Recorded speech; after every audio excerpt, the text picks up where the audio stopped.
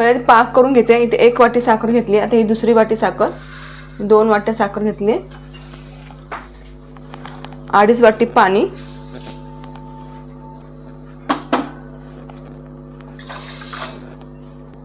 आता अर्धी वाटी घेतली.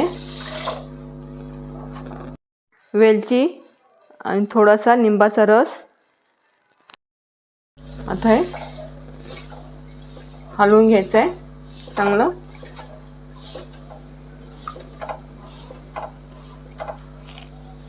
पाक हा आता चिकट झालाय. आता ह्याच्यामध्ये थोडासा गुलाब पाणी घालून घ्यायचंय. गॅस बंद करून घ्यायचंय. 100 ग्रॅम पनीर घेतलाय आणि हे किसून घ्यायचं आहे. पनीर किसून झालाय. 400 ग्रॅम मावा घेतलाय. अर्धा किलो जर मावा असेल तरी चालेल. आणि दोन्ही मावा आणि पनीर मिक्स करून घ्यायचं आहे. चिमूटभर खायचा सोडा घेतलाय. परत ह्याला चांगलं मळून घ्यायचं आहे. 1 वाटी मैदा. परत चांगलं मळून घ्यायचं आहे मावाला.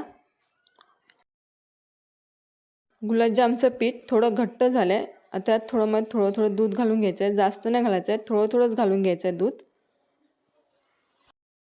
तयार झालं आहे. आता पीठ हातावर थोडंसं घेऊन बघायचं आहे गुलाबजाम आपला कसा होतोय. पाहू शकता मस्त झाला आहे, कुठे चिरी पण नाही गेली आहे. आता थोडासा भाग काढून घ्यायचा आहे.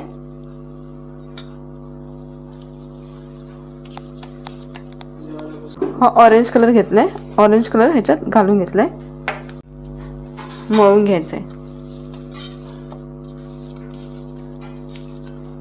तुम्हाला व्हिडिओमध्ये तुम्हाला येलो कलर दिसत असेल, पण खरा हा ह्याला मी ह्याच्यामध्ये ऑरेंज कलर घातलेला आहे. पण तुम्ही ह्याच्यामध्ये ऑरेंजच कलर यूज करा किंवा येल्लो, तुमच्या आवडीनुसार तुम्ही करू शकतात यूज. आता ह्याच्यामध्ये एक गोळा घ्यायचा आहे, बारीक गोळा घ्यायचा आहे. हा मोठा आहे तरी पण बारीक घ्यायचा आहे इतकाच. तर हा मनुका घेतलाय, मनुका ह्याच्यात घालून घ्यायचा आहे. तुम्ही पाहिजे डायरेक्ट ह्याच्यामध्ये पिठामध्येच ह्याच्यामध्ये तुम्ही ड्रायफ्रूट सुद्धा तुम्ही बारीक करून घालू शकता.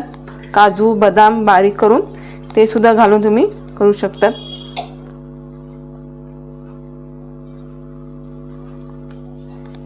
हा गोळा घेतलाय, थोडंसं प्रेस करून घ्यायचं आहे.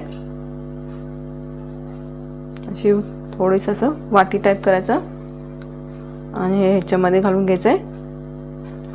थोडंसं वरून प्रेस करून पॅक करून घ्यायचं आहे. आता हाताने गोल करून घ्यायचा. हलगत हाताने करायचं आहे. चीर नाही, गुलाबजामला चीर नाही पडली पाहिजे, व्यवस्थित करायचं आहे. मस्त हा गोल झाला, कुठे चीर नाही आहे. आता बाजूला ठेवूया, दुसरा पण करून घेऊया तसाच. आता एक एक गुलाबजाम तळून घ्यायचं आहे.